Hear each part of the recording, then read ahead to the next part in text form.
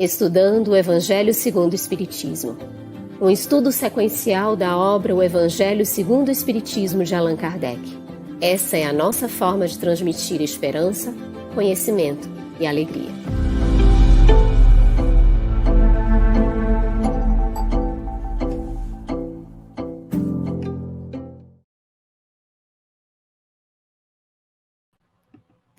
Olá, nossa saudação fraterna a você que nos acompanha aí de casa, no nosso Estudando o Evangelho segundo o Espiritismo, e também a nossa satisfação de estar aqui com a Luziane Bahia, nossa companheira aqui de apresentação do nosso estudo, e que é evangelizadora na Mansão do Caminho e também colabora com o Centro Espírita Sem Fronteiras. E nós contamos hoje também com as nossas intérpretes para Libra, que são do grupo de estudos surdos espíritas. Temos a Tainante Num e a Eliane Carvalho, que fazem a interpretação aqui do nosso estudo para Libras. Muito obrigado pela parceria. Boa noite a todos. É uma grande alegria estarmos aqui juntos nesse Estudando o Evangelho segundo o Espiritismo. Cumprimentamos o nosso querido Carlos, diretor da FEB, coordenador nacional da área de estudo do Espiritismo. A todos vocês que estão chegando aqui neste espaço virtual de comunhão, de união, aos nossos convidados, as nossas intérpretes para Libras, e aproveitamos para apresentar o Romero de Matos Esmeraldo, médico, cirurgião de transplante de órgãos, residente em Fortaleza, Ceará. Participa do Centro Espírita Casa do Caminho e Grupo Espírita Meimei em Fortaleza, e também do Centro Espírita Sem Fronteiras. Boa noite, Romero, seja muito bem-vindo. Obrigado, Luziane. Boa noite a todos. Carlos, meus cumprimentos. A Joselma, é um prazer conhecê-la. E a intérprete de Libras, o nosso agradecimento pela bondade, pelo prazer e pelo convite que nos fez para participar desse estudo. É com grande prazer que a gente vai debater alguns aspectos do Evangelho segundo o Espiritismo, especialmente na sua introdução.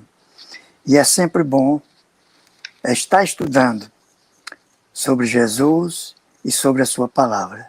Então, boa noite a todos aqueles que nos ouvem, e que é muito prazer também transmitir a vocês, a quem nos dirigimos.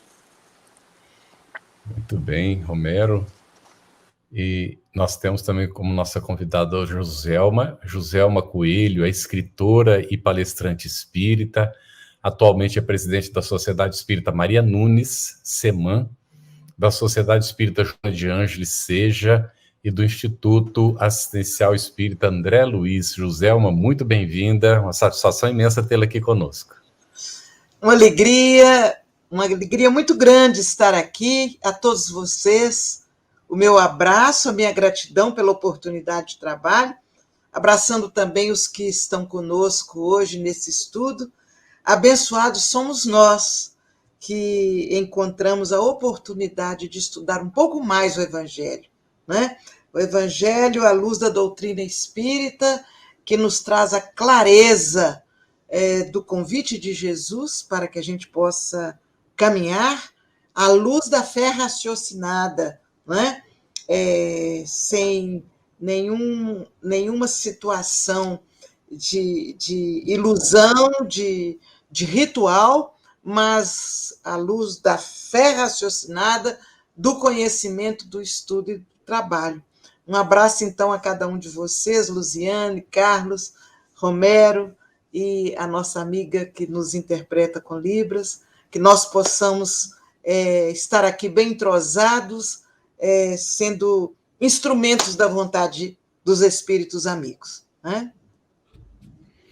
Nossa gratidão ao GES, ao Grupo de Estudos Surdos Espíritas, pela parceria na interpretação do nosso estudo para Libras, e aos parceiros que fazem a transmissão simultânea, a Federação Espírita do Distrito Federal, a Web Rádio Fraternidade, Casa Espírita Seara de Luz, TV Ediluz, TV Secal, Espiritismo.net, IDEAC, GECAL e Sistema Deus Conosco de Comunicação. Muito bem, hoje nós damos seguimento ao estudo da introdução de O Evangelho segundo o Espiritismo, abordando o item 4. É o resumo da doutrina de Sócrates e Platão. Vamos tratar aqui na sequência dos tópicos 11 a 16. Já iniciamos perguntando ao Romero, aqui nesse tópico 11, Romero, a afirmação de Sócrates a seus juízes, na qual ele assevera: de duas uma, ou a morte é uma destruição absoluta, ou é passagem da alma para outro lugar. Se a morte é apenas uma mudança de morada, a passagem para o lugar onde os mortos se têm de reunir, que felicidade de encontrarmos lá aqueles a quem conhecemos. Aí perguntamos, Romero, quais os comentários de Kardec a respeito dessa passagem aqui? É muito interessante que Sócrates já tenha essa presciência, esse conhecimento sobre a continuidade da vida após a morte. Se me permitirem tecer um pouquinho mais de consideração para contextualizar essas frases de Kardec, ele continua também dizendo que o meu maior prazer seria examinar de perto os habitantes dessa outra morada e de distinguir lá, como aqui, os que são dignos dos que se julgam como tais e não são. E diz mais, e só para lembrar que ele está falando aos juízes, e é importante a gente ver que ele já havia sido condenado à morte. Isso são mais ou menos as considerações finais. Então ele já sabia que tinha sido condenado à morte. E ele diz que com isso, libertando-nos destes que se vangloriam de ser juízes, havemos de encontrar os verdadeiros juízes, os quais nos diriam que lá eles fazem justiça. Mas de minha parte, eu não estou zangado com aqueles que votaram contra mim, nem contra os meus acusadores. Aí ele finaliza com uma frase muito bonita, né? Mas é tempo de nos separarmos. Eu para morrer, vós para viverdes. Mas quem vai para melhor sorte, isso é segredo, exceto para Deus. Então essa passagem foi retirada do livro Apologia de Sócrates, escrita por Platão, relatando esse discurso magistral que Sócrates fez em sua defesa. Mas existe também a Apologia de Sócrates, feita por Xenofonte, foi um dos seus fiéis discípulos, que é muito bonita também, e é muito parecida com a de Platão. E ele diz, não é por morrer injustamente, ele conversando com seus discípulos ainda na corte, depois de pronunciada a sentença, não é por morrer injustamente que tenho de me mostrar menos orgulhoso, porque a vergonha não é minha, mas daqueles que me condenaram.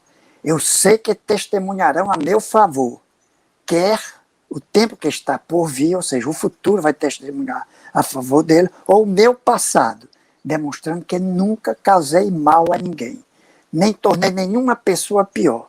Eu antes fazia bem aos que falavam comigo, ensinando-lhes gratuitamente tudo quanto de bom podia. E no meio dessa reunião estava presente o Apolodoro, que era um discípulo muito fervoroso de Sócrates, e ele disse, mas Sócrates, a mim o que me traz maior pesar é ver-te morrer injustamente.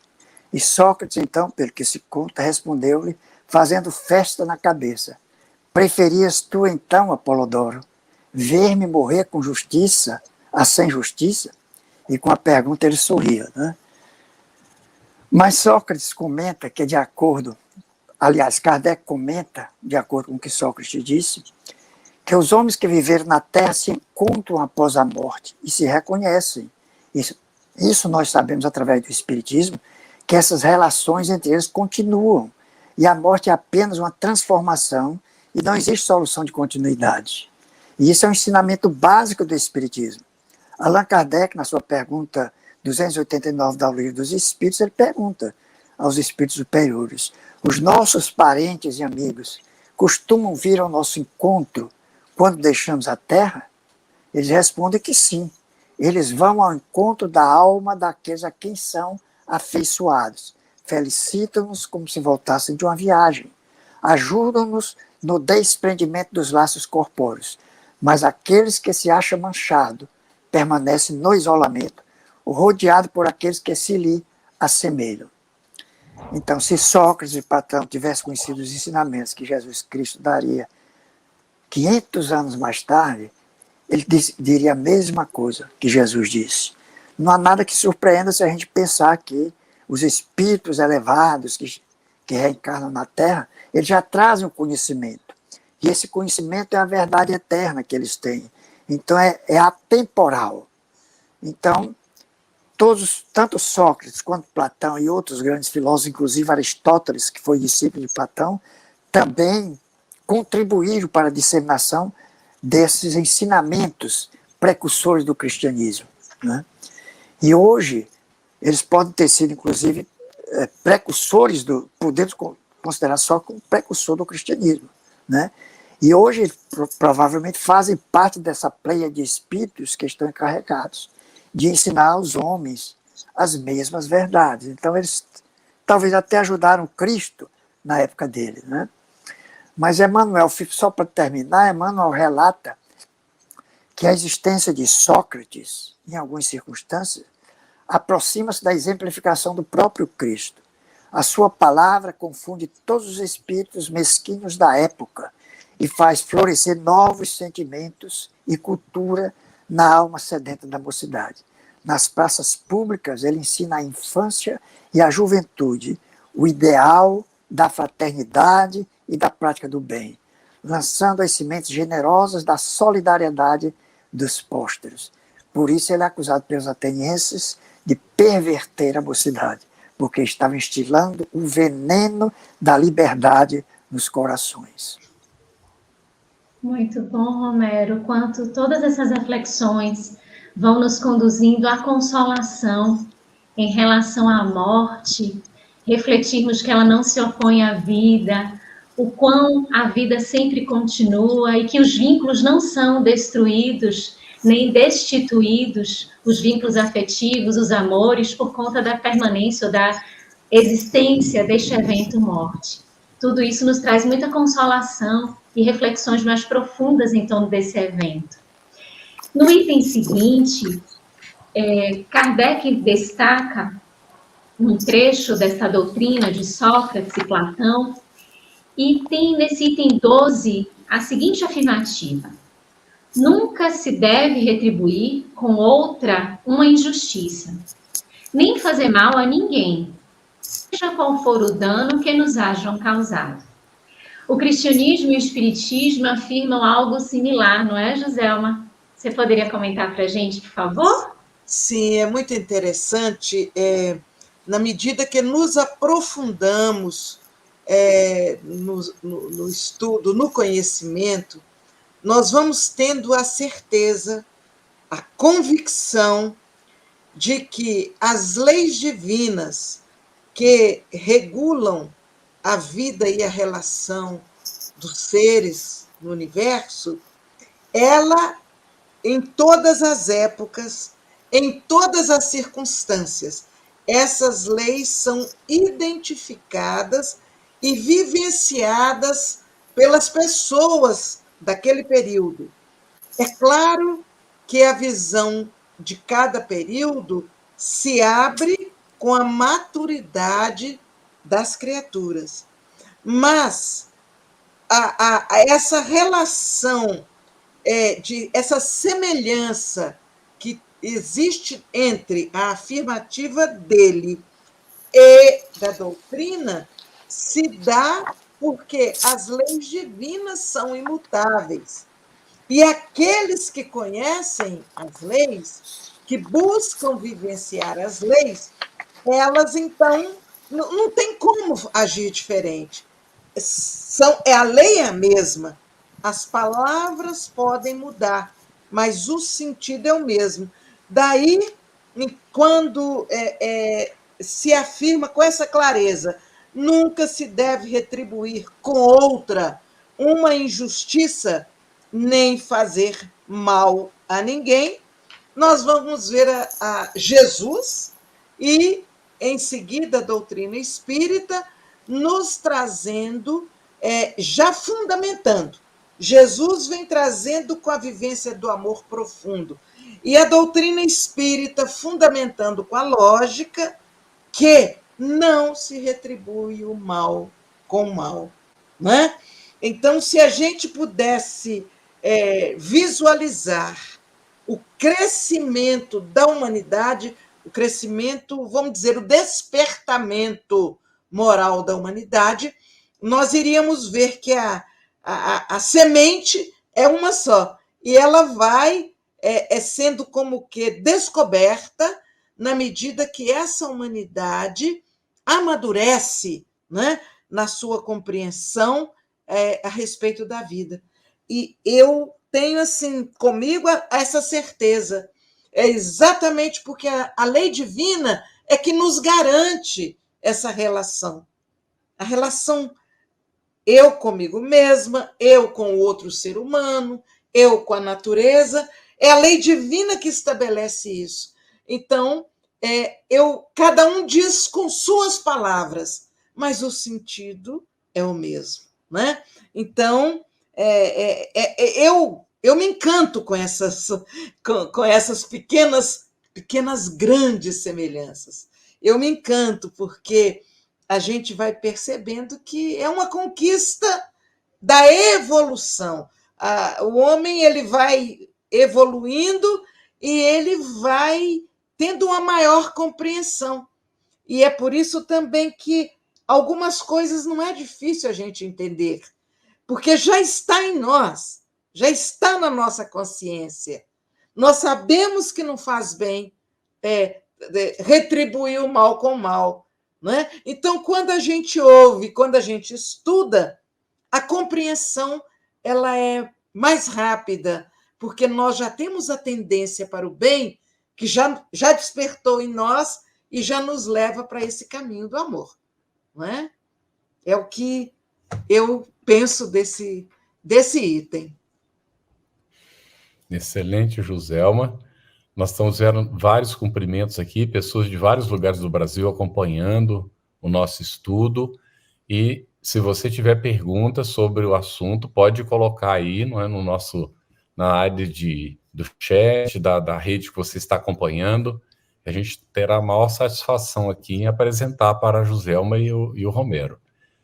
Bem, Romero, aqui na sequência, nós encontramos que a doutrina socrática e platônica assevera, conforme está exarado ali no tópico 13, é pelos frutos que se conhece a árvore.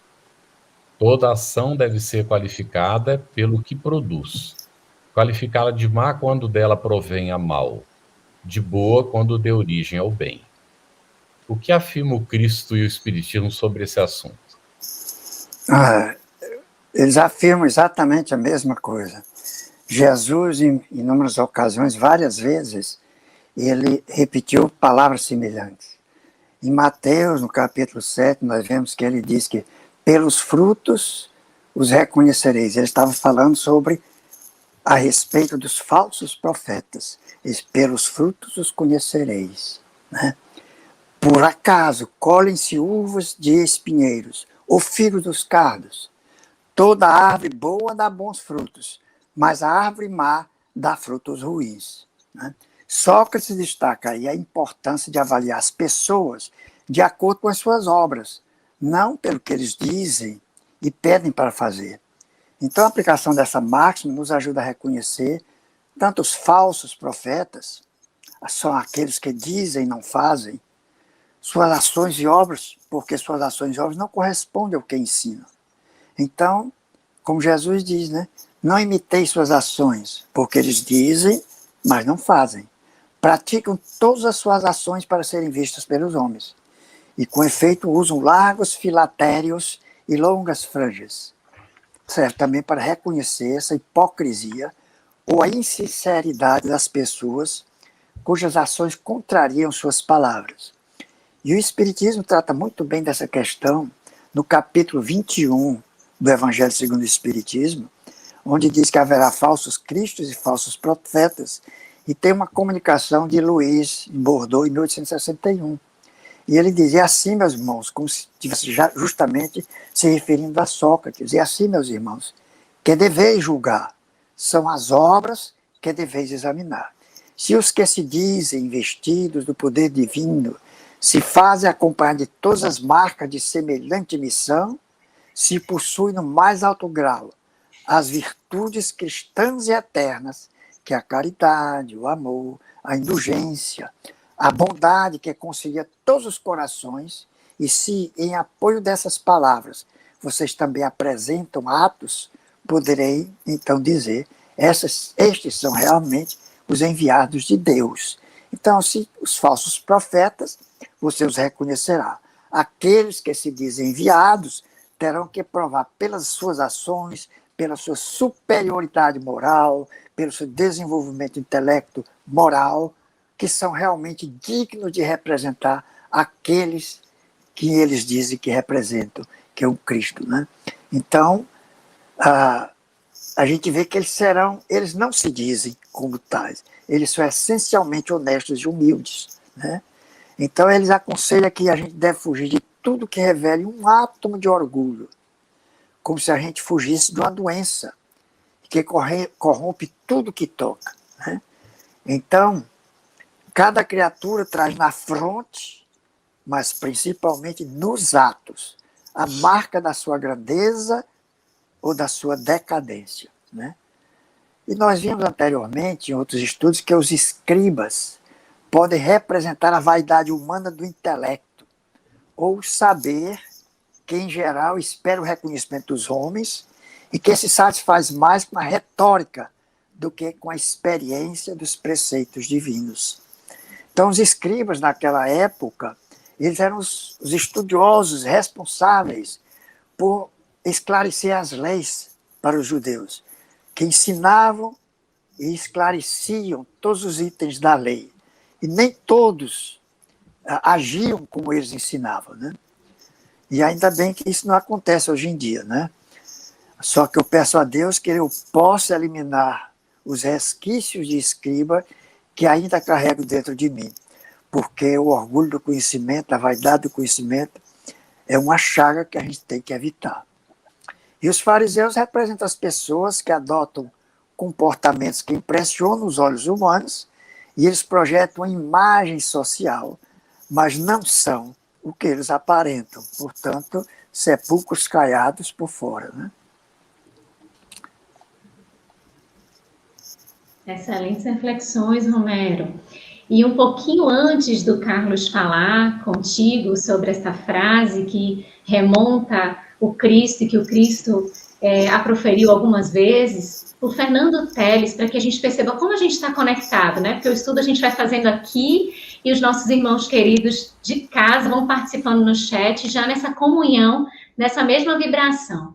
E o Fernando Teles, às 21h47, trouxe um comentário que está lá em Mateus, capítulo 12, versículo 35. O homem bom tira boas coisas do bom tesouro do seu coração. E o homem mau, do mau tesouro, tira coisas más. Já trazendo um pouquinho desses comentários que aqui você nos apresentou. E vão surgindo aqui diversas mensagens, né? Diversos comentários, a gente pode trazer as perguntas, para que a gente possa ir participando desse momento, trazendo as nossas reflexões também. E nós vamos colocar uma pergunta para a Joselma, que está no item posterior, né? Está logo aqui no item 14, dessa doutrina de Sócrates e Platão, e é um comentário, onde tem assim: a riqueza é um grande perigo. E esse pensamento, ele está em conformidade com o pensamento do Cristo e do Espiritismo, Joselma? Dentro daquela afirmativa inicial do meu comentário, em que eu falo nessa linha comum e que vai num progresso, nós vamos perceber que a riqueza, no passado, me parece que o perigo era maior. E eu digo por quê. Exatamente porque o trabalho íntimo em relação ao amor e à caridade ainda não era uma prática comum. Jesus vem trazendo, na sua passagem pela Terra, a importância do amor. Então, ele desperta a importância de que a riqueza seja trabalhada com amor, com caridade, em favor de todos.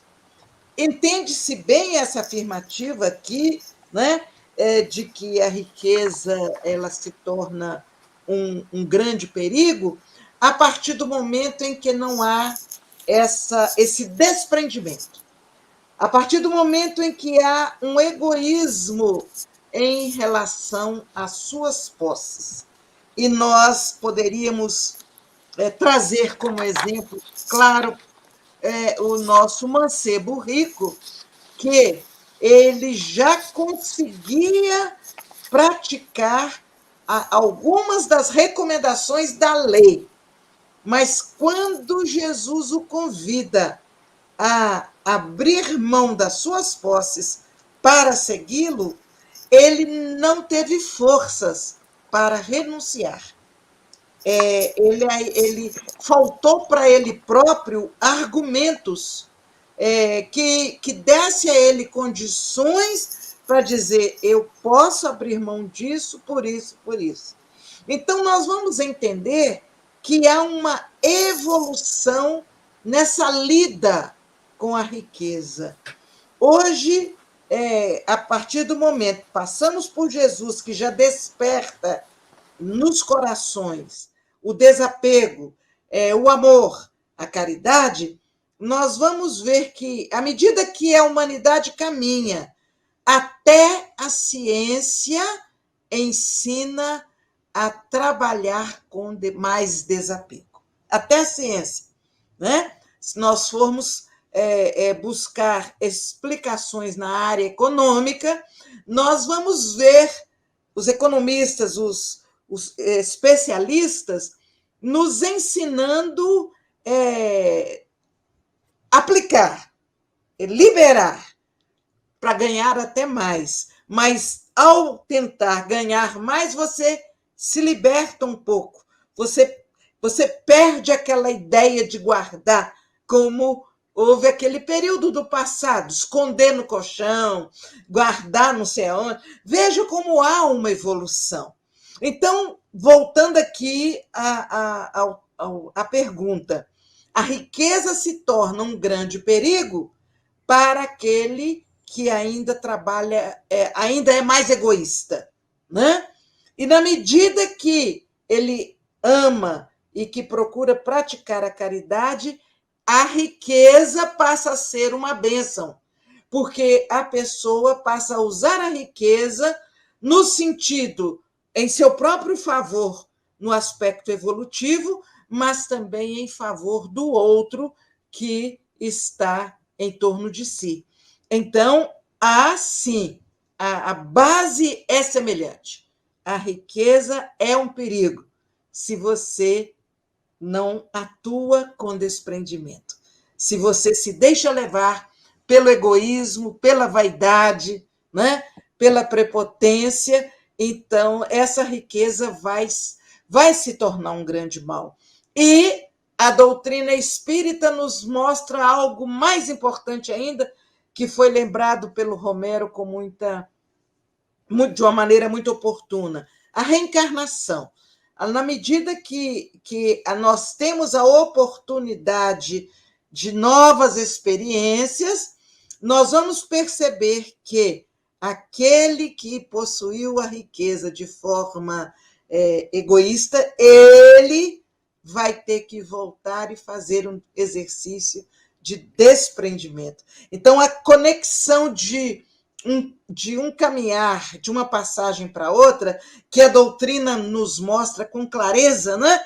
Dentro do nascer, viver, morrer, renascer ainda, progredir sem cessar, tal é a lei.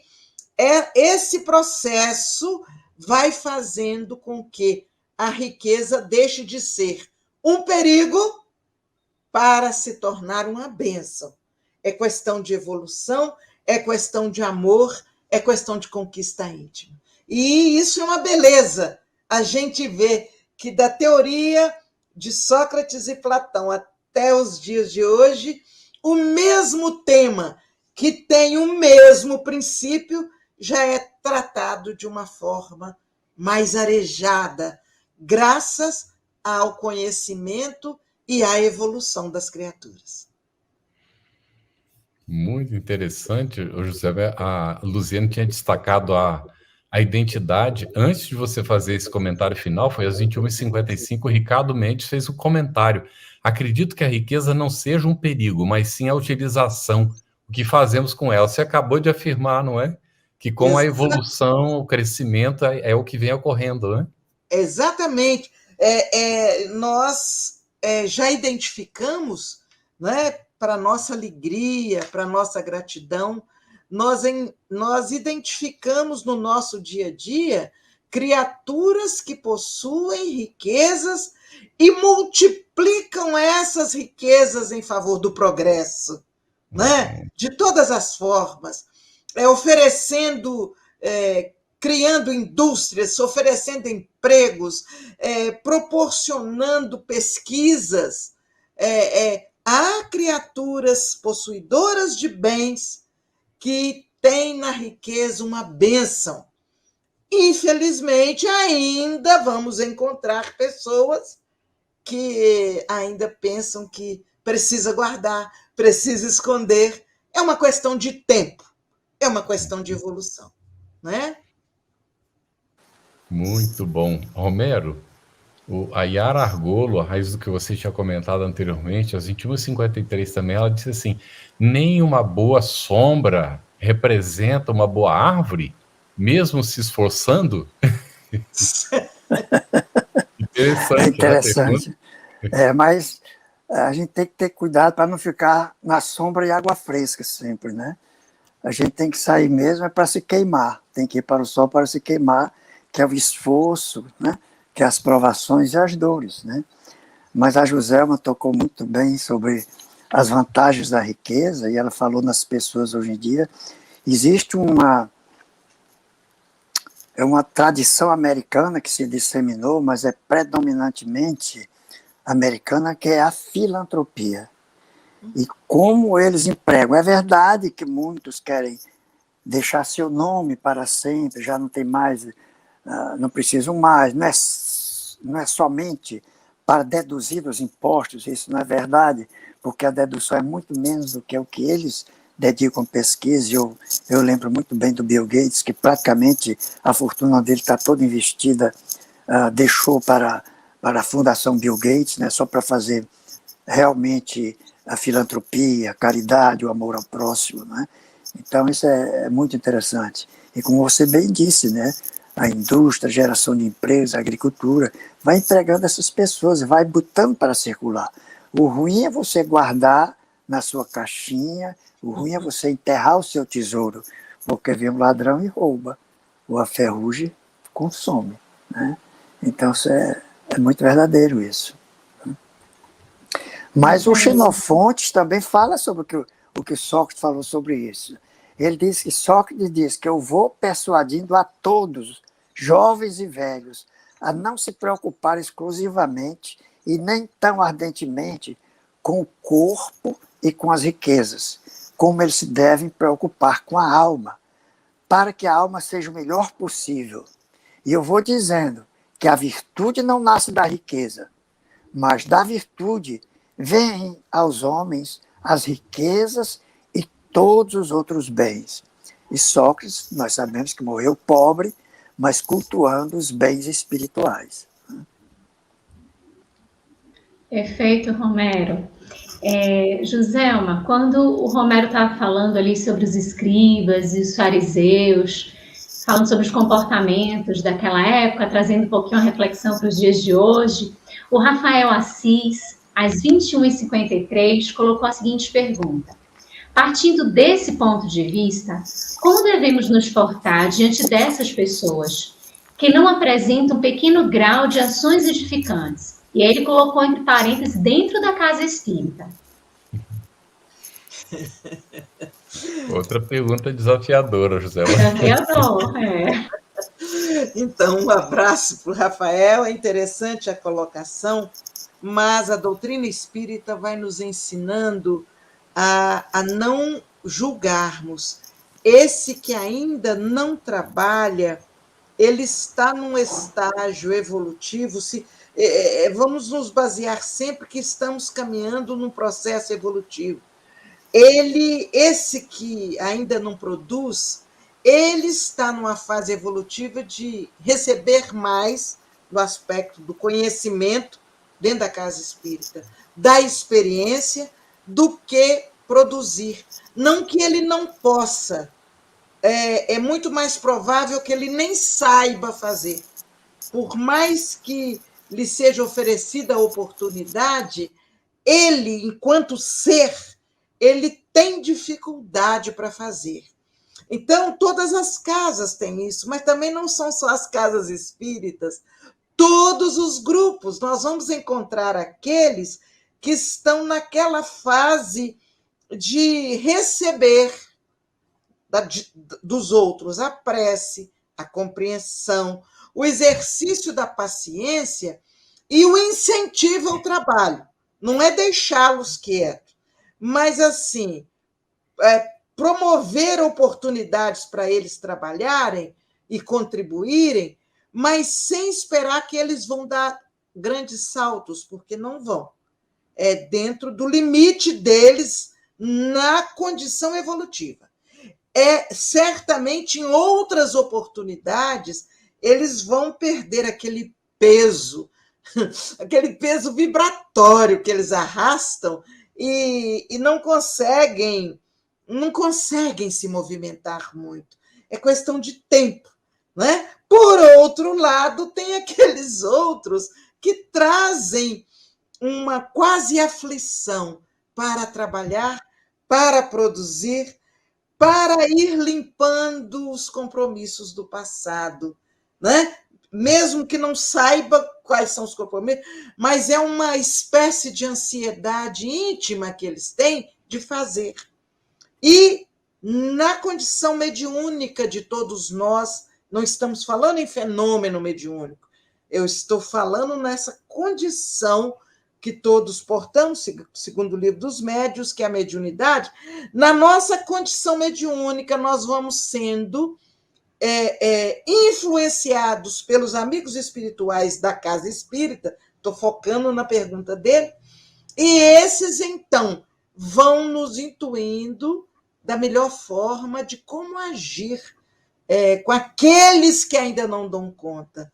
Olha, é tão sério isso, porque às vezes os espíritos amigos custaram a levar aquelas pessoas para a casa espírita, pelo menos para eles respirarem o ar.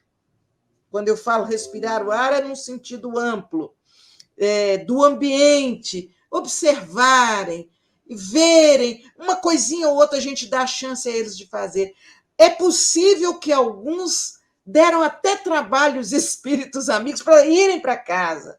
Aí chega lá, nós cobramos tanto, porque eles não conseguem fazer o que a gente espera deles, que nós criamos uma dificuldade muito grande. Quando nós estamos na casa espírita, para quê?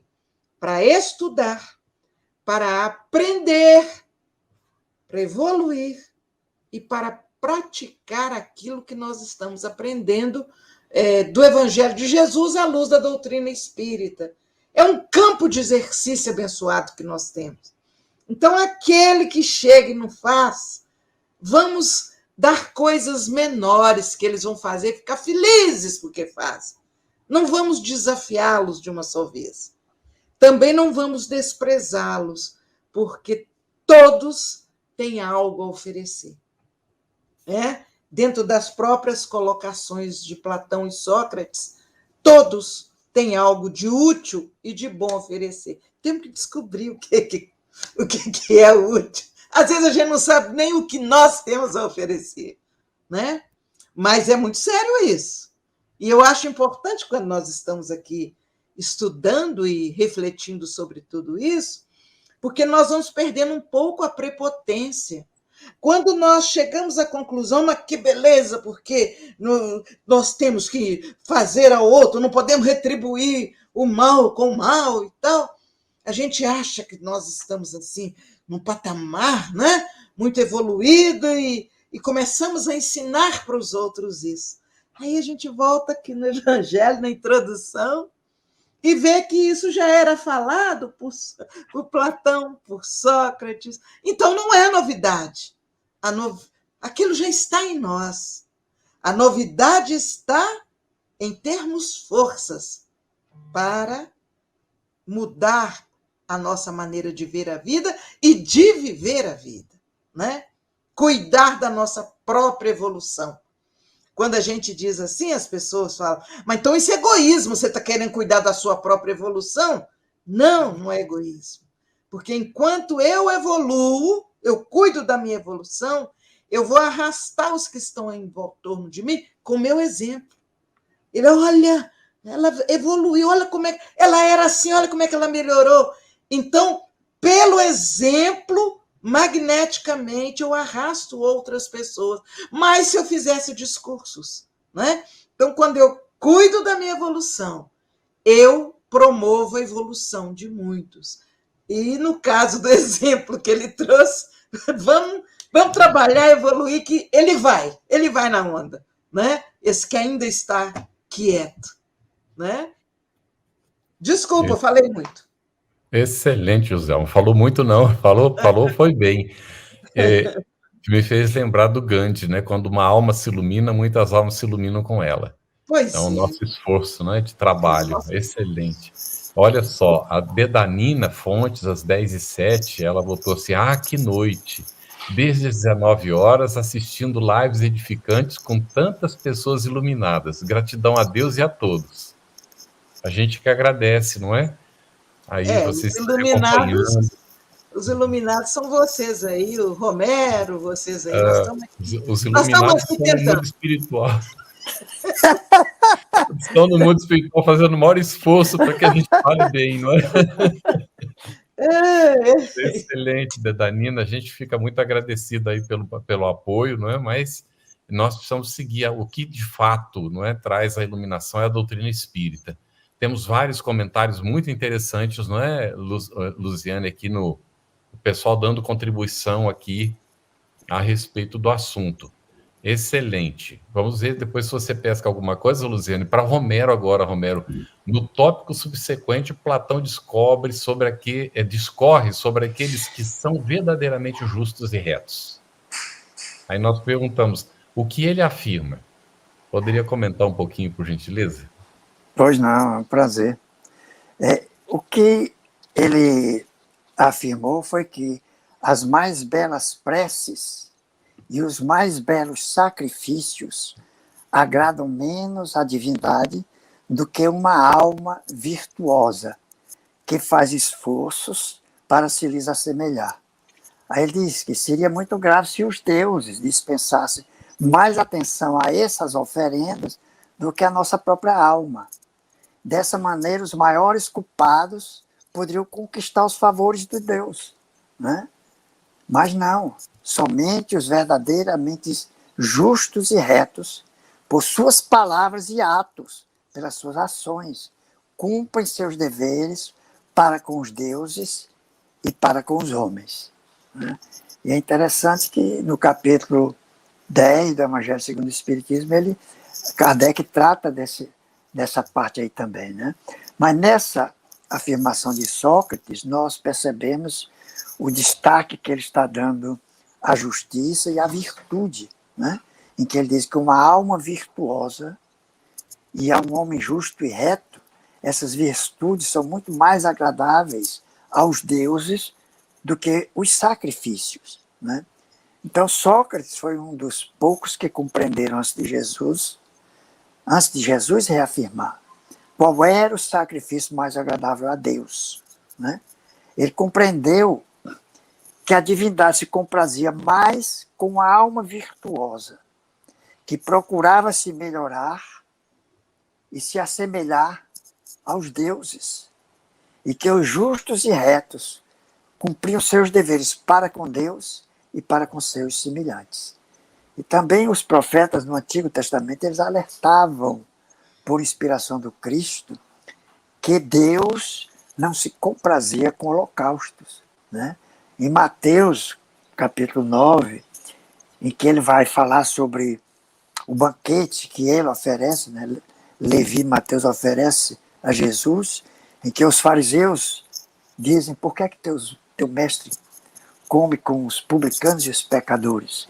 Antes eles já haviam reclamado por que eles comem sem lavar as mãos, né? E agora ele pergunta por que ele comia com os publicanos e os pecadores. E Jesus, a gente sabe que ele responde que não veio para os sãos, porque os sãos não precisam de médico. Ele veio para os doentes, né?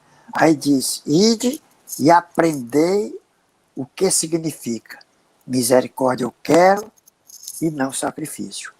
Então Jesus citou aí uma frase, um ensinamento pronunciado também por Oséias, né, um dos profetas, que ele diz justamente isso. Yahvé se compraz, ele pergunta: Yahvé se compraz com holocaustos e sacrifícios, como com a obediência à palavra dele?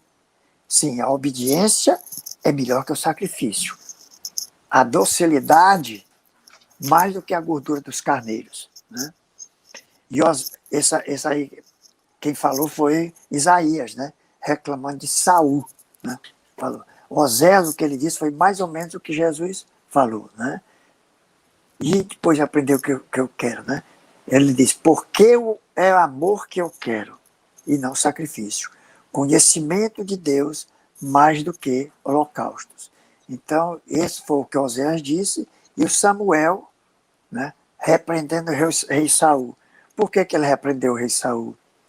Porque o rei Saul não cumpriu o que Samuel disse que Yahvé havia ordenado, que era matar todos os filisteus, mulheres e crianças, e exterminar toda a criação, todos os bois, tudo. E, no entanto, ele poupou algumas pessoas e poupou o gado, né? E ele perguntou por que ele não cumpriu a ordem de Yahvé, né?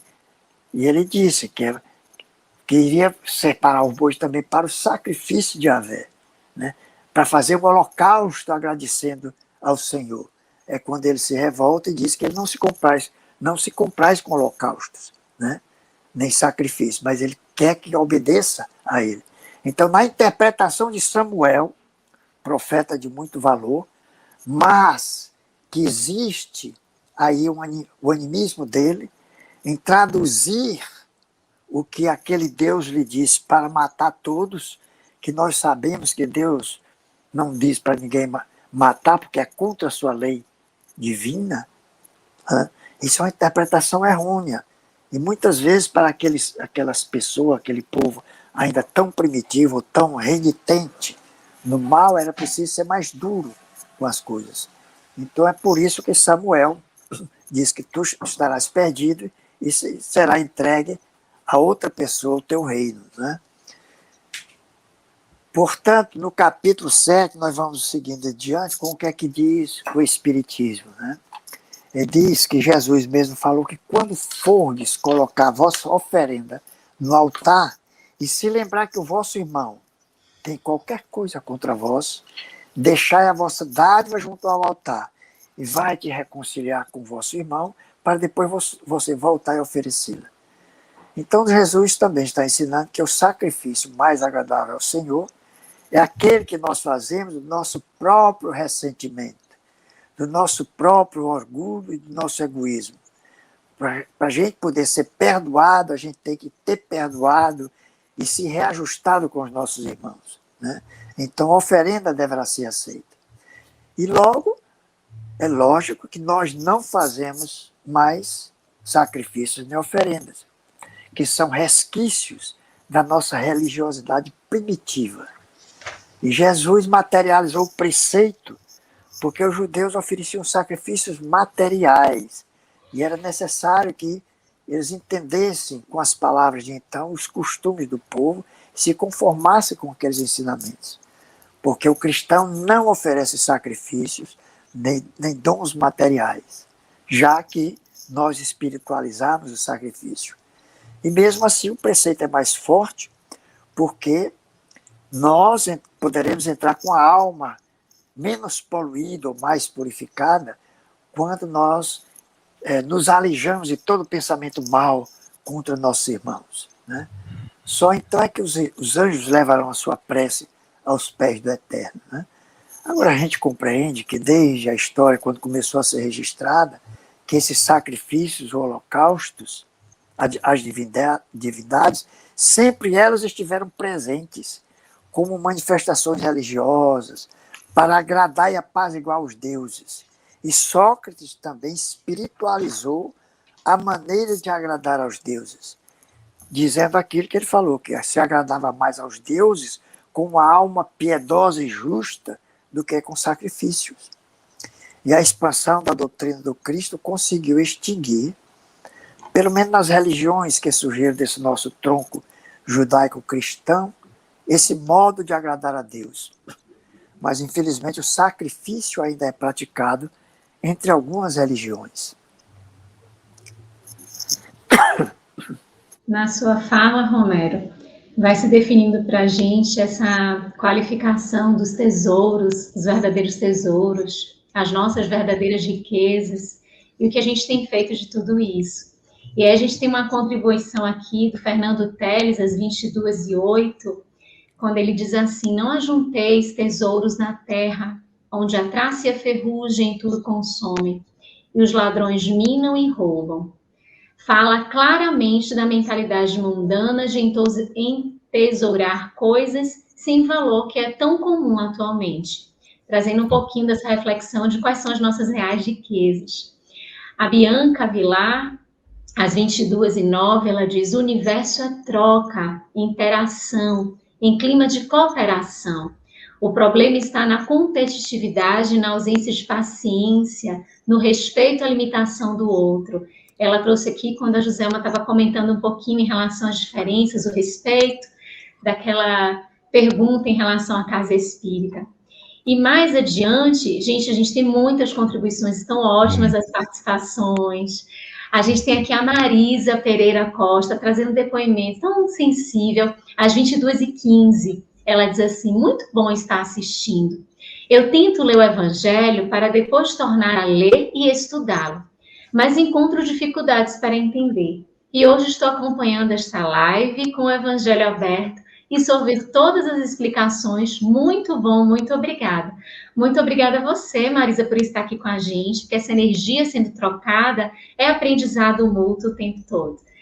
Muito boas as participações, e a gente sempre pode ir trazendo aqui os nossos comentários, as nossas perguntas, para que a gente possa ir interagindo e construindo esse estudando o Evangelho segundo o Espiritismo. E aqui nós temos uma pergunta para a Joselma, que a gente encontra no item 16. É o trechinho destacado por Kardec, que diz assim: chamo homem vicioso a esse amante vulgar, que mais ama o corpo do que a alma. O amor está por toda parte em a natureza, que nos convida ao exercício da nossa inteligência. Até no movimento dos astros o encontramos. O que Kardec comenta sobre isso, Joselma? Kardec traz para nós, baseado no Evangelho, que é o que nós estamos estudando, eu iria lá no capítulo 17, né, que nos convida a sermos perfeitos, e quando a gente pega esse convite de Jesus, sede perfeitos, que Kardec trabalha muito bem esse convite de Jesus, no capítulo 17, nós vamos ver que o grande convite sede perfeitos é: procure amar. Em outras palavras, tudo que está escrito aqui nos convida a vivenciar o amor. O amor, ele vibra, como Kardec afirma, o amor vibra em todas as faixas, desde o subsolo, né? Entre aqueles vermes que ali labutam, como diz o espírito Joana de Ângeles, até nas esferas celestes, o amor, ele vibra em todas as faixas. E, como eu comecei falando aqui sobre a evolução, né? Ele é esse amor que vibra na condição evolutiva da criatura. E é ele quem nos norteia os passos e as relações. Então, a afirmativa de que ele chama o homem vicioso ao que é vulgar, que não tem amor, ele tem paixão, né? Essa criatura mais vulgar, ela não consegue amar ainda, ela se apaixona pelas coisas. Mas, na medida que a criatura começa com os rudimentos do amor, ela vai no evoluir sempre, e aqueles rudimentos vão evoluindo junto com ela, e cada vez mais esse amor interpenetra as suas atitudes, as suas atividades, as suas relações, até chegar num ponto que a gente admira nas outras pessoas, e um dia nós vamos ser assim também, nós vamos evoluir esse ponto, quando nós vamos ver o exemplo de uma Teresa de Calcutá, um Chico Xavier, né? A irmã Dulce, Divaldo, e esses que estão na nossa linha de frente, que dão exemplo de uma naturalidade para vivenciar o amor. A gente ainda tem que fazer um esforço para vivenciar alguns aspectos do amor. E é aqueles que já alcançaram mais naturalidade. Ainda tem suas dificuldades, porque estamos numa faixa evolutiva que nos faz entender que todos caminhamos ainda com situações a serem trabalhadas em nós. Mas tem aqueles à nossa frente que já amam com mais facilidade do que nós. A gente ainda impõe condições para o amor, né? Para eu amar alguém, eu ainda espero algo em troca. E nós vamos ver, então, que esse amor que espera algo em troca, ele é meio vicioso. E, sendo assim, não é exatamente amor, é mais paixão, né? Mas nós vamos, dentro dessa afirmativa linda que Kardec faz, que o amor está em toda parte na natureza, nós vamos identificar isso, né? A natureza em si nos mostra a vibração do amor das mais singelas situações, né? As criaturas humanas, tudo vai revelando a regência do amor, que comanda e que vai levando a todos para um processo evolutivo, né? Então, tinha que ser o amor para arrematar a nossa noite de conversa, né? Para que a gente, falando nele, a gente consiga, quem sabe, vivenciá-lo até com mais facilidade. E o capítulo 17, que nos convida a ser perfeitos, ele é um verdadeiro convite a vivenciar o amor no dia a dia, não é? Muito bom, José, uma excelente.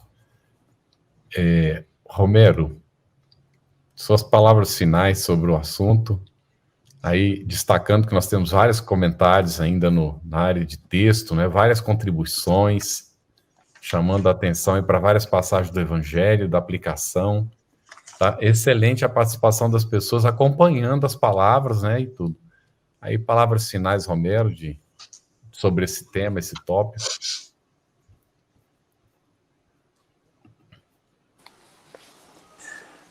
Pois não, Carlos, Luziane, Joselma, sempre um prazer ter essa convivência amorosa com vocês, né? Mas nós conhecemos Sócrates pelos escritos dos seus discípulos, principalmente Platão, foi quem mais escreveu, e Xenofonte, que era um filósofo de conduta honesta, justa e exemplar, e que tinha uma filosofia grandiosa, e que foi sacrificado, porque a ignorância e o orgulho ferido, os interesses mesquinhos, formaram maioria entre juízes atenienses. A votação foi de 281 contra 220 a favor de Sócrates. Eram 501 juízes. E os seus acusadores, que foram 3, arrebanharam e, previamente, eles induziram muitos dos juízes, convenceram a testemunhar falsamente contra Sócrates, né? Então, foi uma votação que, se Sócrates tivesse mais 30 votos, ele atingiria a metade e ele seria absolvido, né? Então, mais uma vez, essa foi a hora e o poder das trevas, né? Segundo Emmanuel, nenhum desses discípulos conseguiu assimilar perfeitamente a estrutura moral de Sócrates. Platão misturou a filosofia pura do mestre com a ganga das paixões terrestres, não se conservando ao nível da alta superioridade espiritual de Sócrates, enveredando algumas vezes por complicados caminhos políticos. E eu lembro muito bem, que no livro Fédon, em que Fédon vai relatar o último dia de Sócrates antes da morte, e que é só sobre a alma, né? E ele, falando sobre a continuação da vida, a reencarnação, é que ele põe na boca de Sócrates que as almas que retornam dos homens que foram ladrões, que foram vorazes e que foram assassinos, retornam como lobos, como falcões e como milhafres. Aqueles que eram gulosos, né, e outros que tinham essas paixões poderiam voltar como um asno, né? Quer dizer, o que é isso aí? Isso é a filosofia de Pitágoras. E Platão dá o testemunho dessa teoria chamada de metempsicose, que é de Pitágoras. E muitos estudiosos, alguns estudiosos, concordam que é relevante para a tradição filosófica de Platão essa teoria da metempsicose, né? Então, mas, mesmo assim, Platão não deixou de cultivar alguns princípios cristãos legados por seu grande mentor, antecipando-se ao apostolado do Evangelho. E eu friso que Allan Kardec soube resgatar os ensinamentos socráticos, que se identificam perfeitamente com os ensinamentos cristãos e com a clareza que a revelação espírita nos dá. E isso torna evidente que essas verdades são universais, que jamais passarão, porque são eternas. E o que faz dele um enviado, um precursor da doutrina do Cristo. E eu estou certo de que ele continuou também a auxiliar o Cristo na implantação, nos tempos apostólicos, e mesmo mais modernamente, com a pleiade dos Espíritos da Verdade, né, ele esteve presente. Então, é muito reconfortante a gente sentir que essa programação espiritual para a nossa evolução é perfeita, que nós nunca estivemos à deriva, e o barco sempre teve um timoneiro invisível e amoroso, e que esse timoneiro nunca nos abandonará. Muito obrigado. Que palavras lindas, Romero. Muito emocionante a nossa noite, com a sensibilidade da nossa querida Joselma, do nosso querido Romero. Palavras especiais que tocaram o nosso coração, trazendo para esse estudo tanto brilho, tantas reflexões agradáveis. E os nossos companheiros, queridos amigos e irmãos que nos acompanham aqui no chat, trazendo esta parceria, trazendo trechos e citações do Evangelho de Jesus para brilhantar também esse nosso momento. Na próxima semana, nós vamos dar continuidade ao nosso 7º encontro. Vamos ainda neste estudo do resumo da doutrina de Sócrates e Platão, é o item 4 da nossa introdução, e os tópicos dentro desse item 4 serão 17 a 21, encerrando a nossa introdução. E para que a gente lembre aqui, né, desse estudo, ele fica disponível também em podcast, no canal da FEB Podcast, no Spotify e nas demais plataformas de áudio e streaming. Os nossos encontros semanais, eles ficam gravados, eles estão disponíveis gratuitamente, Então, vamos divulgar, compartilhar, para aqueles que não puderam assistir ao vivo, para que eles possam acompanhar estas belezas de instruções e de reflexões. Se existe alguma dúvida acerca do Espiritismo, ou gostaria de ficar atento à programação do nosso estudo, tem o nosso Telegram, @estudo_ESE_FebTV. Se você deseja encontrar todo o conteúdo do Estudando o Evangelho segundo o Espiritismo em um só lugar, a gente tem o site da FEB, estudo-ESE. Lá você encontrará as perguntas respondidas no Telegram, os encontros, materiais de estudo, podcast e muito mais. E o nosso convite para que apadrinhe a FEB TV, ajudando a manter este e outros estudos no ar, acessando febtv.com.br. Gratidão imensa por esta companhia. Até a próxima semana, até o nosso próximo encontro. Um abraço a todos. Estudando o Evangelho segundo o Espiritismo. Um estudo sequencial da obra O Evangelho segundo o Espiritismo de Allan Kardec. Essa é a nossa forma de transmitir esperança, conhecimento e alegria.